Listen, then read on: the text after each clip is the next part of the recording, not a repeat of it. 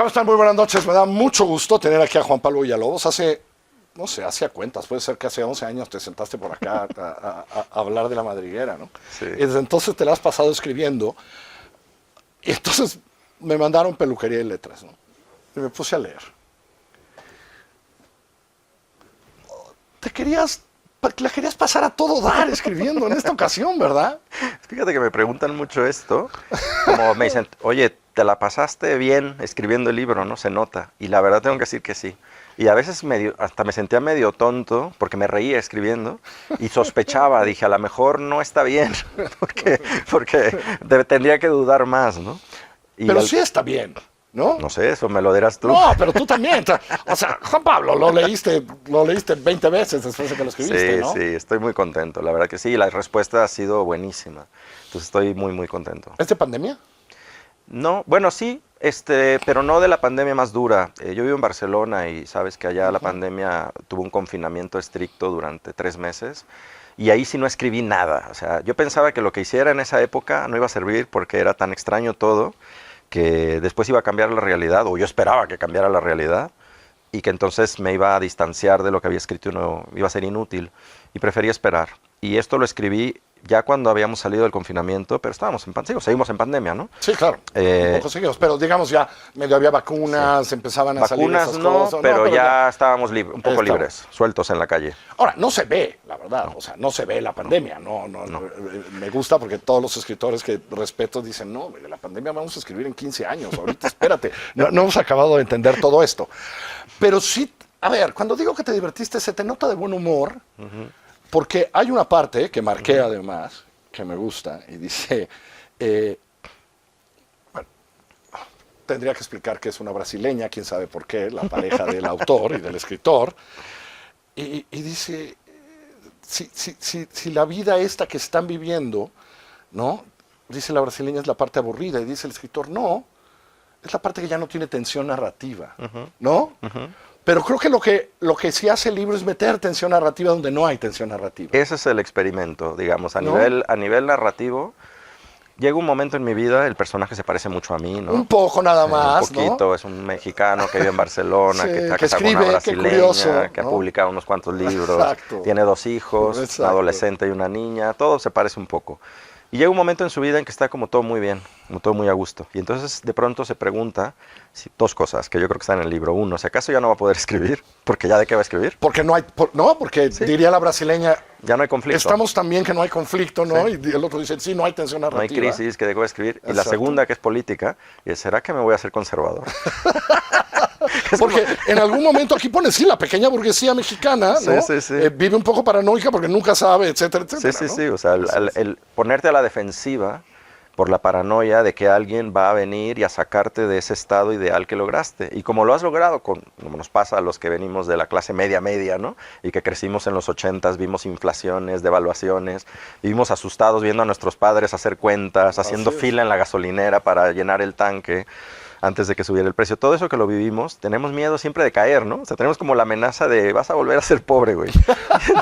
Y entonces sí, pues como te pones a la defensiva y ahí nace justamente el pensamiento conservador, que Exacto. es que nada cambie. Que nada cambie. Ahora, conforme va eso, de repente, porque entre otras cosas por eso se llama Peluquería y Letras, sí pasa algo. Sí. Y debo decir, todos ya vieron el cabello, el pelo del señor Villalobos, bueno, ¿qué pasa en una peluquería? ¿No? Hay un corte. Sí, hay un accidente. Hay un digamos. accidente, Sí. digamos, ¿no? Hay un accidente. Y hay un accidente porque pues las cosas cambiaron, porque el peluquero de nuestro protagonista dijo al carajo, yo no quiero seguir teniendo peluquería. Entonces nuestro protagonista ya no tenía dónde ir Sí. y fue un lugar equivocado, ¿no? Sí. Y la peluquería está como ese lugar donde el protagonista va a encontrar la literatura, en donde se supone que no hay literatura, ¿no? Y un poco la idea de la novela es, exactamente, ¿qué pasa cuando todo está bien en tu vida? Y yo digo que sí que sigue habiendo literatura en la cotidianidad, y por eso la peluquería y letras, que es obviamente una parodia de filosofía y letras, entonces sí. la peluquería es el lugar de la filosofía, el lugar donde se puede pensar, y donde no solo pasan cosas frívolas y banales, sino que también pueden pasar cosas entretenidas, interesantes, e incluso lugares de reflexión a partir de los cuales se pueda decir algo que valga la pena, ¿no? Y sobre todo porque Hay un personaje, me encanta, que es el peluquero huido, pues, ¿no? No huido, el peluquero que dice, yo ya, y ahora voy a estar en esta marca que tiene 7 peluquerías o no sé cuántas, porque es un gran personaje, porque es el primer personaje que maltrata de verdad al escritor, ¿no? Que lo maltrata en el discurso, en la narrativa, en la conversación, ¿no? Que todo el mundo le está diciendo, no tienes idea de nada, escritor, la verdad, ¿no? Se parece bastante a mi peluquero. ¿Sí, también? Soy muy fiel a mi peluquero, es como una de las pocas fidelidades que he mantenido a lo largo del tiempo. Yo creo que me corta el pelo desde que iba a ir a Barcelona, o sea, 18 años o 19, y es muy cascarrabias.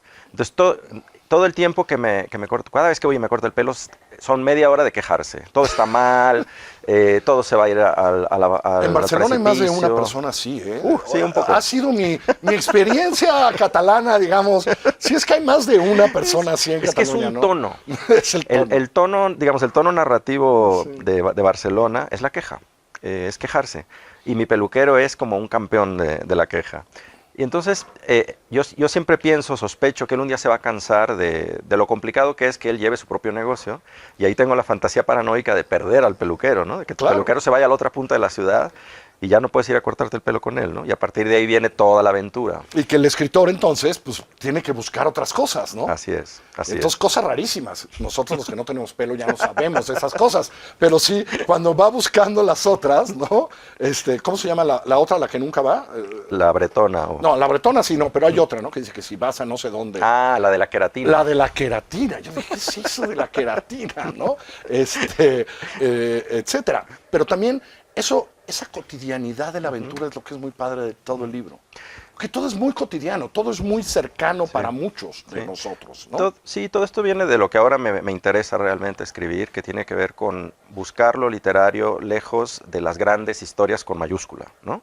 Y porque también cuestionar qué es lo que tiene prestigio literario. Normalmente lo que consideramos que es literario es el drama, la tragedia, la violencia, los accidentes, los problemas sociales. Y tú sabes que yo he escrito mucho sobre eso. Yo no he huido de esos temas. O sea, gran parte de mi obra es sobre temas de racismo, discriminación, violencia, narcotráfico, etcétera. Y ahora de pronto dije, vamos a intentar otra cosa. Es preguntarnos qué pasa en nuestro día a día, lejos de estas situaciones macro, pero que también hay política en ese libro, en el sentido de que en la cotidianidad se manifiesta al final todas las tensiones económicas, sociales y políticas en una peluquería, como le pasa a él, o en un restaurante mexicano, ¿no? O algo que me gusta mucho al principio de la novela es la conversación con el hijo, ¿no? Me parece muy contemporánea, además, ¿no? El hijo como diciéndole, no, de mí no vayas a escribir, ¿eh? Sí. Pues sí, pero de ti voy a escribir. No, vete de acá, ¿no? Sí. Que un poco, yo creo que no es un accidente que esa conversación está muy temprano en el libro, porque creo que a nuestro protagonista, que al escritor, lo impulsa a buscar esas cosas, ¿no? Sí, y está siempre como esa sospecha en la familia, que no solo es con mi pareja y con mis hijos, sino con mis padres, con mis hermanos, con los amigos más cercanos, que ya no saben si contarte o no contarte las cosas, ¿no? Porque voy a acabar en la página 48 de la próxima novela de Juan Pablo. Y en realidad en la novela quien lo dice es el peluquero. En un momento dado le dije, no vayas a escribir eso, que te conozco, le dice además como... claro, cuando le cuenta la historia de la bretona, Exactamente. ¿no? Cuando le va a contar... Y lo amenaza, le dice, pero te lo voy a contar, pero no lo puedes escribir. No te vaya a pasar un accidente como te pasó no te vaya a pasar ahora a ti el accidente como el de la bretona, le pudo haber dicho. Exacto. Decías que eso es lo que quieres hacer ahora. Sí.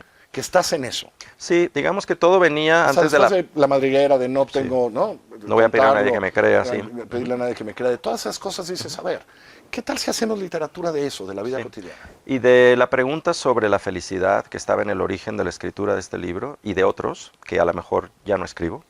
Digamos que ahora tengo como 300 páginas escritas que no sé si voy a publicar, porque salió de ahí este destilado. Este es como un mezcal, así cayó a gotitas, son 100 páginas, es muy breve, pero es muy intenso. Y es como que todas mis ideas sobre la literatura y la escritura están allí, en esas pocas páginas.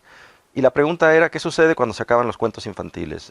¿Por qué vemos la felicidad como un lugar al que hay que llegar?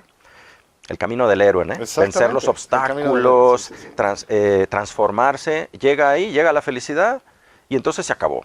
Ya no hay nada que contar, ¿no? Sí. Pero como el viaje de Ítaca, no, ya llegaste, pero no importaba, ¿no? Es decir, porque lo que importaba era el camino, no.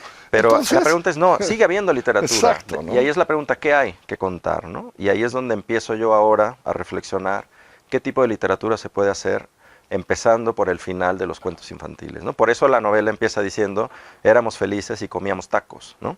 Éramos felices y comíamos Feijoada. perdices, ¿no? Sí. Perdices, dicen los cuentos infantiles. Sí. Ahí empieza donde los cuentos infantiles terminan, ¿no? Porque sé que hay una brasileña y un par de chavos en tu vida Sí, real, Sí. ya la leyeron. sí, por supuesto. La leyeron en manuscrito. ¿Y qué pensaron? O sea, porque yo les pido permiso. ¿Qué pensaron? No, ese no soy yo, ¿eh?